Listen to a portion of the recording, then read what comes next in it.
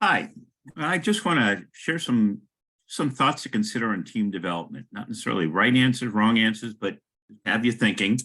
Don't need to agree with it, but I'd be curious on what parts you agree and what parts you don't agree, which would be great.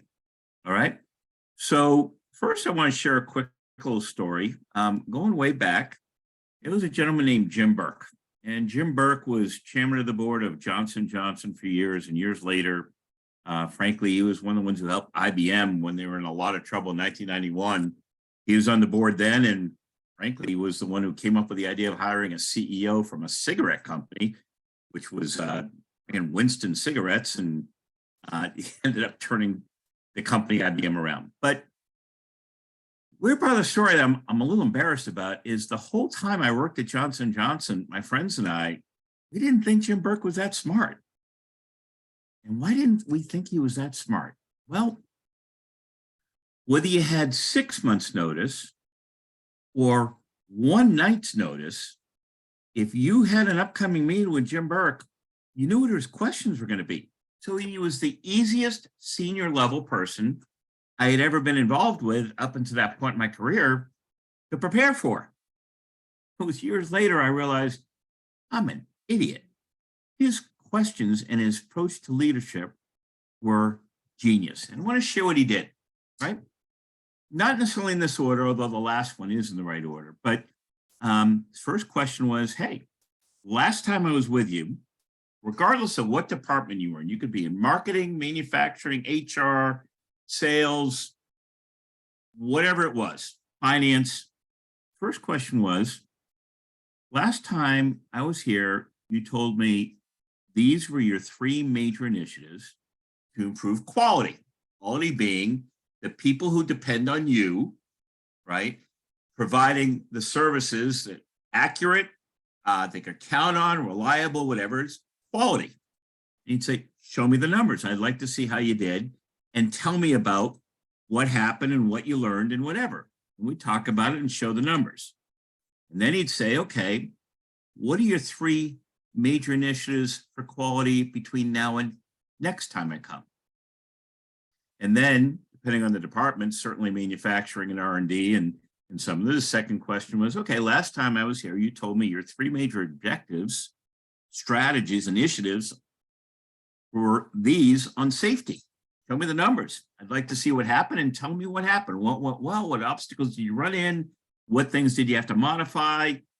Tell me about it and show me the numbers. And when you finish that, and he'd ask a lot of questions. Some of them guided us, some of them directed us, sort of. Some of them were, he was really trying to understand it. Questions of all different types. And then he'd say, when we were through that, okay, what are your three major initiatives between now and next time to improve safety? The third one was speed.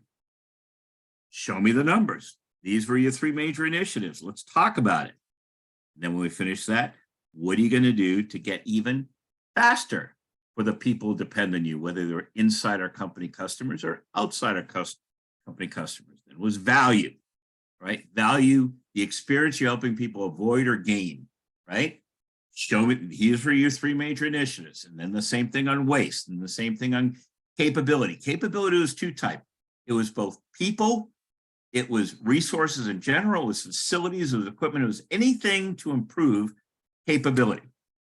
And the last one, which was usually the most important to him, was Johnson Johnson culture. These are your three major initiatives to strengthen the sense of culture with your team and others around you. These were initiatives. Show me the numbers. How did it go? What are your three major initiatives next time? And I looked at that and I looked back my career a while after Johnson Johnson. I'm going, this would work for any industry if the entire company is focused on quality, safety, speed, value, waste, capability, and culture. I mean, you're going to have a good company. All right. And why does it work? Well, it sort of ties to what we've talked about. It hits the bridge right on. Leadership, through the questions he asked and demonstrating respect and care, we trusted him. Two is through the questions, we had explained the who, what, when, where, how that caused anything good or bad to happen, and the why, so greater insight took place. And three, constantly was outcome focused. The people who depended on us, how we're affecting them, the experience we're helping them avoid or gain, because that created action. The very process enhanced culture. He was sharing information with us. He was asking a lot of questions. We still owned it. It was purpose driven. It was all around how to make Johnson & Johnson an even better company that we were part of. And how would he make decisions? We'd have to bring in the data, and he'd help guide us through and ask questions about how we made decisions. And the result was the people who depended on us, inside or outside the company, we were more reliable because we're focused on what's in it for them. We're more organized because you can never sit still. We're constantly improving. We were appreciative. We treated people well. We're focused on the most important things. And the why theory took place. Again, respect and care, understanding cause and effect, and the experience they're trying to avoid or gain. One of the articles that I thought was a very interesting article was How Strategists Think. And it doesn't mean this is the only way of thinking. This was an article, like all articles, they have a bias, right? They usually have a bias if it's written by someone in academia to generate consulting business, or if they're written by a consultant, same thing. So there's usually a bias. Don't take them as black and white. They're absolutely right. But it's usually a gem of gold in what they're sharing. In this one, How Strategists Think. And the key concept in this one is, strategists are making strategic choices, and a lot of good ones, not all of them. But sometimes analogies is a great tool for developing strategies for the creative process, I believe, for communication in general, right? And I'll share in a second why, but the requirement is, if you're going to use them, you got to look at when they're good, when they're bad. If you take an analogy and apply it where it doesn't make sense, it's going to be a disaster. The key point of the article is analogies are an unrealized potential. Most people don't use them, and they're extremely valuable. And I would say not only in strategy, they're extremely valuable in any kind of communications. When I used to teach sales, a lot of salespeople, analogies is one of the first major places that we focus. Same thing in marketing. I'll explain why in a second, but let me give you an example of applying analogies, right? Way back when, back just outside of Boston, I lived in a cul-de-sac. I was in my early 30s, and, as a cul-de-sac, so we used to all hang out in the neighborhood, especially in the summer, the kids out playing, and we had some beers and whatever. There's one guy in the neighborhood who was older than the rest of us. He was in his late 40s, which at the time I thought was old. Now I look at that as young. And he had been the CEO of the third largest supermarket chain in New England at the time. It was called Purity Supreme. And he decided he wanted to be an entrepreneur. And his approach was, he said, let's go back to what before there were supermarkets. What did it look like? Well, it looked like lots of little stores, meat markets, vegetable markets, dairy markets, all these little markets or small supermarkets, right? And you look, what made supermarkets great? Well, one is by having a mega market, you had a bundle of a lot more choices because you used technology. It was at a lot lower prices and high volume. Replenishment of stock was very quickly, again, because of the technology. And a lot of it was self-service. Way back in the day, a meat market, you went in, or any of these markets, there was a lot of service for you, right? And he said, well, what other industry might be similar?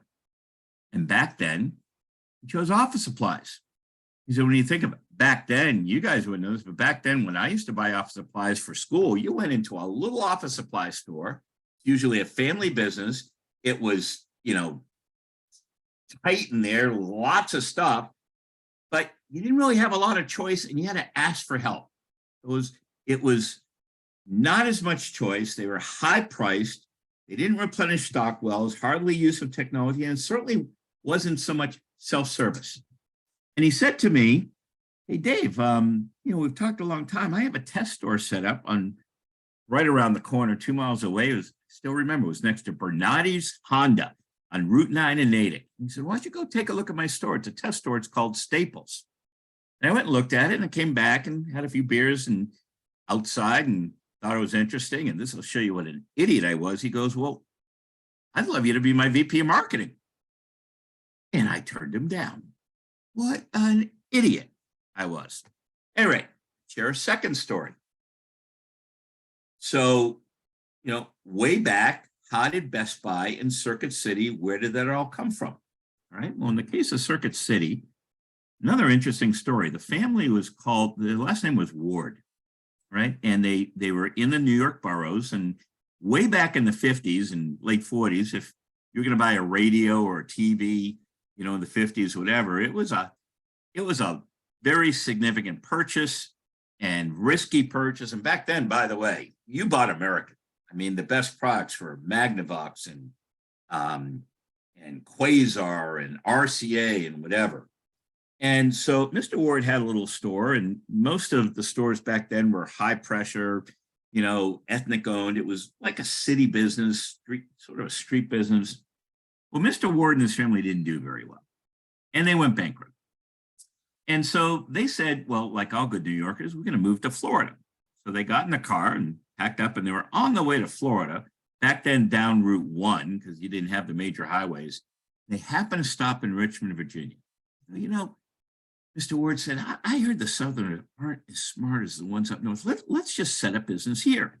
So he goes to set up his business, but he couldn't get American products because he had been bankrupt. But a few of his friends would loan him, a Quasar TV and RCA, whatever, Magnavox.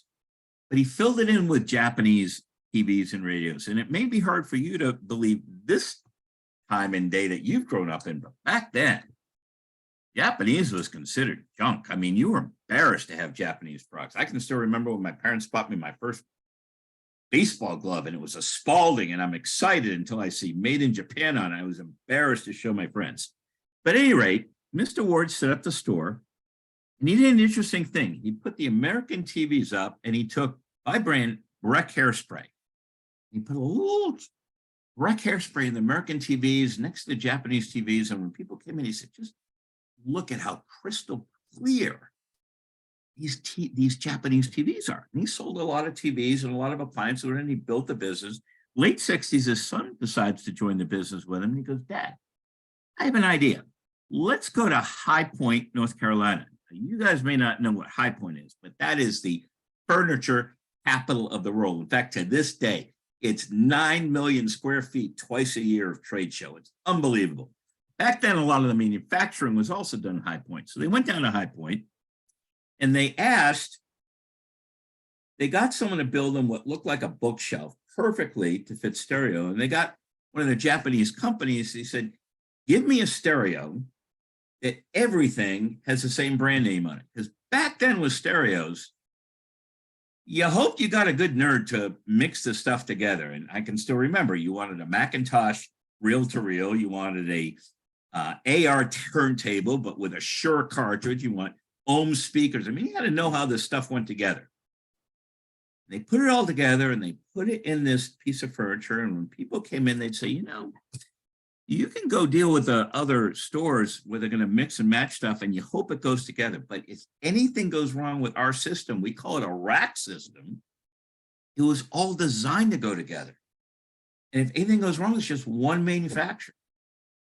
They built the business. In fact, up through 1986, that business on the New York Stock Exchange was called Ward's. You know them as Circuit City. Now, what's the next part of the story? Well, you'd think the family would have lost most of their money, but by the early 2000s, the family goes, the business has changed. It used to be TVs, radios, it was a high-risk purchase. Now they're almost disposable. They said, where can we put our money that was similar to Circuit City in the stereo business way back in the late 50s? And they focused on it, and they said, used cars. Lots of little shops, high-risk purchase, not a ton of choice, not a lot of technology, high-risk purchase and whatever. And they got most of their money out of Circuit City, and they were the ones who started CarMax. Again, the key in this story is all of that was based on an analogy. So analogy, it's not the only way to create ideas and strategies and communicate. It's a great tool, right? They talked about, look, it's you can't just do it and it's going to work out. So you have to recognize, does this analogy fit that other situation, right? So office supplies, staples fit that analogy, right? You have to understand the source of it, right? You have to look, in what ways is this similar to the analogy, and which ways is it different? And only take the parts that are similar. And then you translate it, you decide, you adopt, you make it happen. It's a little bit like we talked about benchmarking. Benchmarking is not so much benchmarking within your own industry, which is neat to do if you can, but generally you can't find much information. This is more like looking outside your industry. Just like we said in benchmarking, look outside your industry where people are more likely to share information with you and learn world-class processes and approaches that they use. Sort of the same thing here with analogies. All right, I'm going to switch gears again, talk more on the team development thing so you can see how analogies can help a team understand. Think of what an analogy does. It's like, instead of a set of facts, an analogy paints a picture of something you're already familiar with, and it's like it gives you an entire chapter. You can picture the whole thing through one simple analogy, right? And that's how it can help. I'll share one example out of my career that we use. So, in the roofing business, right, it's hard to describe, why one roofer versus another. I remember one time, okay, I'm trying to figure out how to do this. I remember I asked in testing with a customer, I said, let me ask you a question. I noticed you have, and this person happened to have a BMW in their driveway, and they were very, love the car. And I said, let me ask you a question. I think a lot of people, when they buy cars, they narrow it down to what they're going to get, and sometimes between two dealerships and the trade-off of price and service. The person, yeah, that's how I did it. Okay. Let me ask you a question. Let's say BMW operated a little different. I said, what do you mean? I said, well, what if BMW, instead of buying it at the dealer and walking out with a warranty, driving out, what if BMW said, we're going to change our business model. You're going to buy the BMW and we're going to ship it on pallets to your driveway. And then the mechanics from the dealer are going to come and build the car for you on your driveway and hand you the warranty, the manufacturer's warranty. I said, if that's the way the industry operated, would you be a little more careful which dealership you chose? They go, yeah, absolutely, if that's the way it worked. I said, well, that's how the roofing industry works. Think about it. You're protecting most people, their most important asset, home, from the weather, from rain, from wind, from whatever's going on. The way the industry works is you decide on a contractor, they arrange for a distributor to bring the material and leave it on pallets on your driveway. And then a crew comes and assembles it on your house and hands you the warranty. The same reason you might be more careful which dealership you chose if it was a car. You might want to give that same kind of thought to which contractor you choose. And you see how that analogy is not just a fact and it's sharing information, but it's robust. So I'm going to switch gears. I'm going to talk a little bit about team collaboration. And I call that switching from cooperation. What's the difference? A lot of people think of it as the same thing. I think of it as very different. And I wouldn't have noticed it unless I had been in a company like Johnson & Johnson, which is more world-class. In lots of companies, people get along. The requirement is, let's get along. I'm responsible for this, and you're responsible for that. Using the analogy of, let's say, football. We got football, right? That's not how the game of football works on the field. It's collaboration. Everybody counts on each other. And if someone falls or something happens, everyone fills in behind them to try to protect them. So we're jointly responsible in sporting teams for we either win or lose together. If you happen to catch a lot of passes as a receiver, but the team loses, we all lost. A lot of organizations, high reward for that receiver. They got along, even though the team lost. Collaboration tends to be built into more what I would call world-class companies. So I'm going to just share with an example that I've used with clients. If you like it, you can use it in your company or with clients or whatever you're doing. But I have the team sit down together when I want to pull together a team, and I have them work on a worksheet. The first thing they fill in is, I'm best at in my job, and here's what I love to do most. They fill that in. They also fill that in for each of their teammates. And then they take what their teammates said they thought that person was best at and loved most. It was often very different things. And then they write down, what are the implications of those differences? I thought I was best at this, but my teammates thought I was best at these different things. A lot of times they're not the same. What's the implication of the difference? That's one. You learn a lot about, responsibilities and teamwork and whatever from that. It's the first chart. The second chart is, what are my core responsibilities? And then we do that for each team member, fills it out for each team member. And then each person says, okay, here's what other people thought my primary responsibilities were.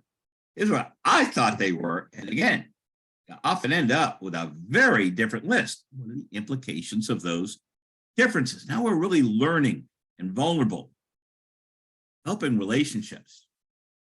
The third is my Achilles heel. When am I, it's not my strong suit. It's not what I'm best at. What are those? And in what situations are those exposed? When and where? Then we share that with each other. And what are the implications of that? And then, based on all that knowledge, we go back and say, well, let's revise each of our core responsibilities based on insights that we've talked about in Achilles heel, based on insights what we thought our responsibilities are, and other people thought they were different, what we thought we were best at, what other people thought we were best at. We now reconfigure the responsibilities. Talk about out loud with each other. How does this better fit my strengths that leverages it? But still, where does it strain my Achilles heel so other people know how they can look out and help out? So that was phase one. Phase two with this team is we said, hey, we're going to come up with a mission. And we define mission as our promises of value to the key people that depend on us. Value, avoiding experience they don't want and providing experience they do want. This happened to be a home improvement contract. So we said our internal promise to be the best employer we can be. This includes the support, the tools needed for excellence. You can sort of see where that builds in the Gallup survey, the 12 questions. Tools need for excellence to develop a team experience with care and respect, which we know develops trust, and the ability to grow their career and achieve their goals personally.